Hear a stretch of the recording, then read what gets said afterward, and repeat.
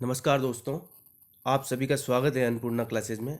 अगर आप Rajasthan computer teacher भर्ती की तैयारी कर रहे हैं तो ये वीडियो आपके लिए बहुत ही इंपॉर्टेंट साबित होने वाला है। बहुत सारे वीडियोज़ में डाल चुका हूँ राजस्थान कंप्यूटर टीचर्स को रिलेटेड, जो आपके डाउट थे सब क्लियर कर रहा हूँ। लगभग कोशिश करता हूँ कि आपके जितने भी कमेंट आते हैं उनके मैं जवाब देने की कोशिश करूँ, ठीक है। लेकिन अब कुछ कमेंट्स ऐसे होते हैं जिनमें मैं भी कन्फ्यूज होता हूँ, तो मैं उनका रिप्लाई नहीं देता, क्योंकि गलत गलत जवाब देने से अच्छा आप जवाब मत दो, ठीक है। तो जिन जिन को भी कुछ ऊट पटांग क्वेश्चन पूछ लेते हैं ना, मैं सबसे अच्छी बात आपको कहता हूँ कि जो मैं बताता हूँ एकदम ऑथेंटिक बताता हूँ, नोटिफिकेशन से उठा के बताता हूँ। तो वहाँ आपको कन्फ्यूजन होना नहीं चाहिए, लेकिन फिर भी अगर कुछ कन्फ्यूजन है तो आप कमेंट में डाल दिया करो। मैं कोशिश करूँगा या तो मेरे लेवल पर मैं उसको आपको रिप्लाई कर दूँ, या फिर किसी और विद्वान आदमी से पूछ के मैं उसको जवाब आपको देने की कोशिश करूँगा। देर से देर आपका रिप्लाई आएगा, लेकिन आ जाएगा। अब देखो, अब एक चीज़ जो सबसे बड़ी आ रही है कि मिनिमम क्वालिफाइंग मार्क्स। मैं लगभग हर वीडियो में आपको बोल रहा हूँ कि 40% minimum qualifying marks, 40% minimum qualifying marks.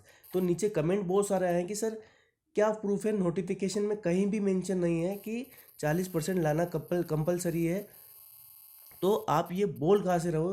तो आज मैं आपको प्रूफ बताने वाला हूँ कि मैं बोल कहाँ से रहा हूँ कि 40% आपको लाना कंपलसरी है।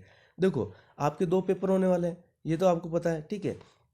2 पेपर आपके होंगे, आपके पेपर 1 और पेपर 2। पेपर 1 आपके कितना 100 नंबर का, और पेपर 2 आपके कितना 100 नंबर का।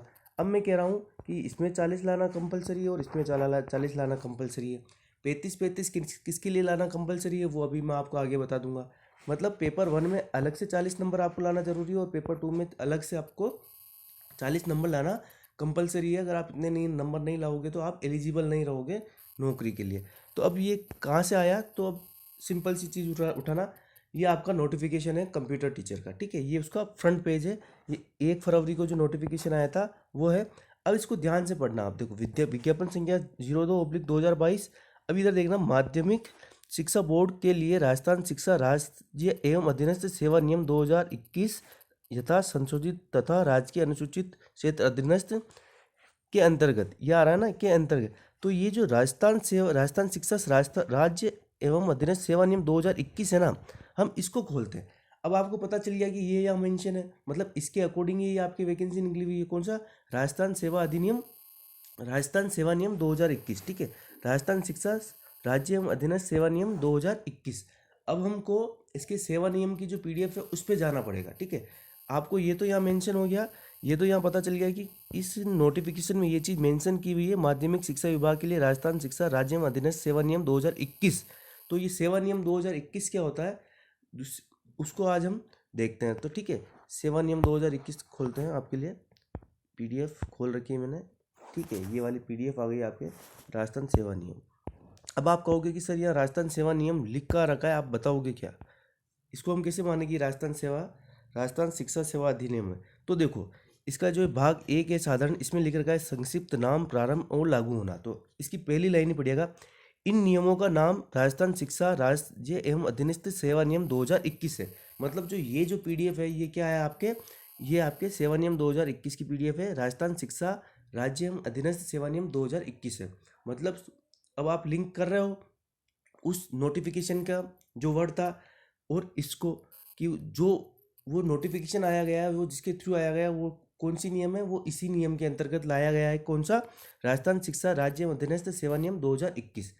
अब आप इसकी पीडीएफ अगर आपको चाहिए ना, तो आप गूगल पे कुछ मत करना, गूगल पे सिंपल से लिखना राजस्थान सेवा नियम 2021, आपके सामने पीडीएफ निकल के आ जाएगी। आप उसको डाउनलोड कर पाएंगे, या फिर टेलीग्राम ग्रुप में भी मैं इसको डाल दूंगा, ठीक है।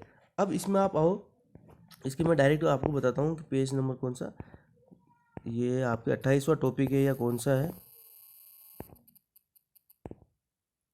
ठीक है। यहाँ कौन सा चल रहा है, 14, ठीक है। ऊपर चलो और ऊपर चलो, 28 या 29 ऐसा कुछ है यहाँ, ठीक है। सॉरी, हाँ ये वाला, ठीक है। 28वां जो इसका पॉइंट है, ये देखिएगा आप, कौन सा 28वां पॉइंट। एक तो 2 मिनट होल्ड करिएगा, 2 मिनट होल्ड, ठीक है, ठीक है। ये 28वां जो पॉइंट है ये देखिएगा आप, आयोग बोर्ड समिति नियुक्ति प्राधिकारी की सिफारिश है, ठीक है। क्या है आपका 28वां पॉइंट? आयोग, बोर्ड, समिति, नियुक्ति प्राधिकारी की सिफारिश है। अब इसमें देखना, आयोग, बोर्ड या समिति या यथास्थिति नियुक्ति प्राधिकारी ऐसे अभ्यर्थियों की जिन्हें वे संबंधित पद की नियुक्ति के लिए उपयुक्त समझे लिखित परीक्षा साक्षात्कार में प्राप्त अंकों के आधार पर योग्यता क्रम में क्रमांकित नामों में एक सूची तैयार करेंगे और उसी नियुक्ति प्राधिकारी को अग्रेसित करेंगे। ठीक है। आयोग, बोर्ड या समिति या यथास्थिति नियुक्ति प्राधिकारी किसी ऐसे अभ्यर्थी की सिफारिश नहीं करेगा जो प्रतियोगी परीक्षा के प्रत्येक प्रश्न पत्र देख लो, प्रतियोगी परीक्षा के प्रत्येक प्रश्न पत्र में न्यूनतम 40% अंक प्राप्त करने में असफल रहा हो। मतलब यहाँ से आपको पता चल जाता है कि आपको 40% मिनिमम लाना कंपलसरी है, आपको 40% लाना ही पड़ेगा। अब आपको छूट किस कंडीशन में मिलेगी, वो भी मैं आपको बता देता हूँ। अब इसका ये टॉपिक देखना, उपयुक्त तथा नियत प्रतिशत अनुसूचित जातियों और अनुसूचित जनजातियों के अभ्यर्थियों के लिए 5% तक शिथिल किया जाएगा। मतलब केवल एसटी और एससी इनके लिए कितना है, 35% कंपलसरी है। जबकि आपके यूआर, मतलब यूआर को मैं अनरिजर्व्ड लिखता हूँ, जनरल को अनरिजर्व्ड लिखता हूँ, तो ये यूआर आप जनरल को माना करिए। ठीक है। यूआर, ईडब्ल्यूएस, एमबीसी और आपके ओबीसी, ये जो स्टूडेंट हैं इनको कितना लाना कंपलसरी हो जाएगा, इनको लाना कंपलसरी हो जाएगा आपके कितना, 40%। कितना, 40% पेपर 1 में और 40% पेपर 2 में। ऐसा नहीं हो आप 200 में से 80 नंबर, एक में 60 लिया, एक में 20 लिया, तो आप डिस्क्वालीफाई हो जाएंगे। आपको दोनों पेपर में सेपरेट 40 नंबर लाना कंपलसरी है और इतना आपको लाना ही पड़ेगा। ठीक है। तो सेवा नियम 2021, इसका 28वां टॉपिक पढ़ लेना आप, आयोग, बोर्ड, समिति, नियुक्ति प्राधिकारी की सिफारिश है। इसमें क्लियरली मेंशन है कि प्रतियोगी परीक्षा के प्रत्येक प्रश्न पत्र में न्यूनतम 40% अंक प्राप्त करने में असफल रहा हो उसको सिफारिश नहीं करेंगे। ठीक है। लेकिन ना ऐसे अभ्यर्थी की सिफारिश नहीं करेंगे जो प्रतियोगी परीक्षा के प्रत्येक प्रश्न पत्र में न्यूनतम 40% अंक प्राप्त करने में असफल रहा हो। अब आपको ये चीज़ थोड़ी क्लियर हुई होगी। चलो अब इससे निकलते हैं, उधर ही जाते हैं अपना, जो जहाँ से अपन ने स्टार्ट किया था। ठीक है। ये तो ये चीज़ आपको पता चल गई होगी कि अपने 40% लाना कंपलसरी है। ठीक है। तो पेपर 1 100 में से 40 कौन, जनरल, ईडब्ल्यूएस, ओबीसी, एमबीसी, और आपके पेपर 2 इसमें भी 100 में से 40। ठीक है। और केवल एससी और एसटी जो केस आएगा आपके एसटी और एससी का, इसमें कितना आपको 35 मतलब 70 नंबर लाना कंपलसरी है।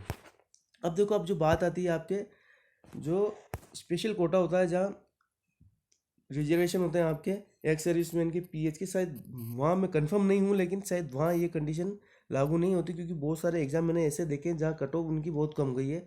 तो उसके लिए एक बार मैं आपको एक बार और देख कर इसी वीडियो के कमेंट में एक बार डाल दूंगा उसके लिए, क्योंकि मेरे को उसका मिला नहीं, मैंने देखा तो फिर भी एक बार उसका भी मैं आपको कंफर्म करके डाल दूंगा। बाकी आपको ये तो पता चल ही गया होगा कि आपके जो ये 40% कंपलसरी है वो बिल्कुल है आपका।